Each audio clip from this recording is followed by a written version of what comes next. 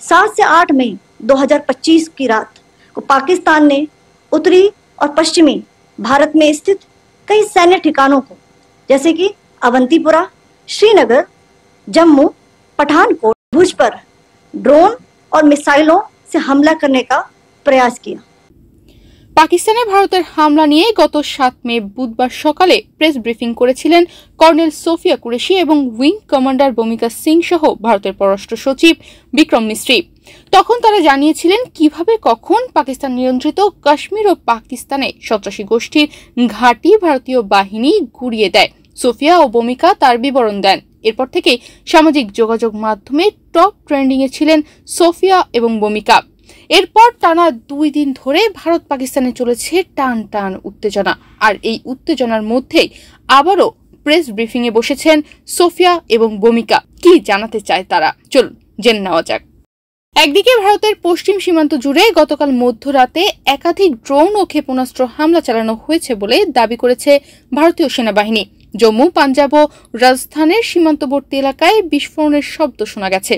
বিভিন্ন শহরে বিমান হামলার সতর্কতা সাইরেন বেজে ওঠে এবং রক্ষা অবকাঠামো রক্ষার্থে ব্ল্যাকআউটও ঘোষণা করা হয়েছিল। ভারতের দাবি এই হামলার জন্য সরাসরি পাকিস্তানকেই দায়ী করেছে নয়াদিল্লি। অন্যদিকে পাকিস্তান এসব অভিযোগকে ভিত্তিহীন বলে প্রত্যাখ্যান করেছে। পাকিস্তানের তথ্যমন্ত্রী আতাউল্লাহ তারার এক সংবাদ সম্মেলনে জানান, ভারতে কোনো হামলা চালানো হয়নি, বরং ভারতীয় গণমাধ্যমে প্রচারিত ড্রোনের ফুটেজে যে ড্রোনটি দেখানো হয়েছে তা সম্পূর্ণ অক্ষত অবস্থায় পড়েছিল।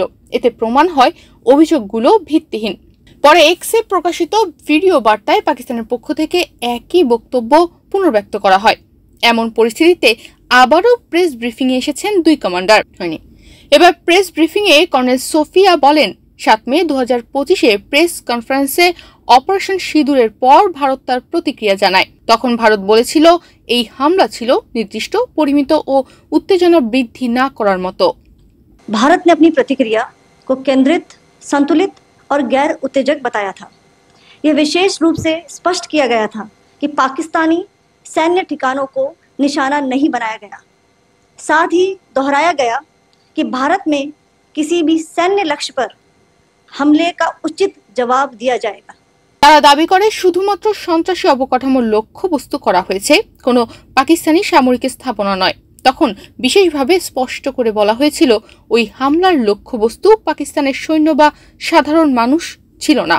সাথেও বলা হয়েছিল ভারতে যে কোনো হামলার উচিত জবাব দেওয়া হবে। এরপরই 7 এবং 8 মে পাকিস্তান ভারতের উত্তর ও পশ্চিমে সৈন্যদের ঘাঁটিতে হামলা করেছে।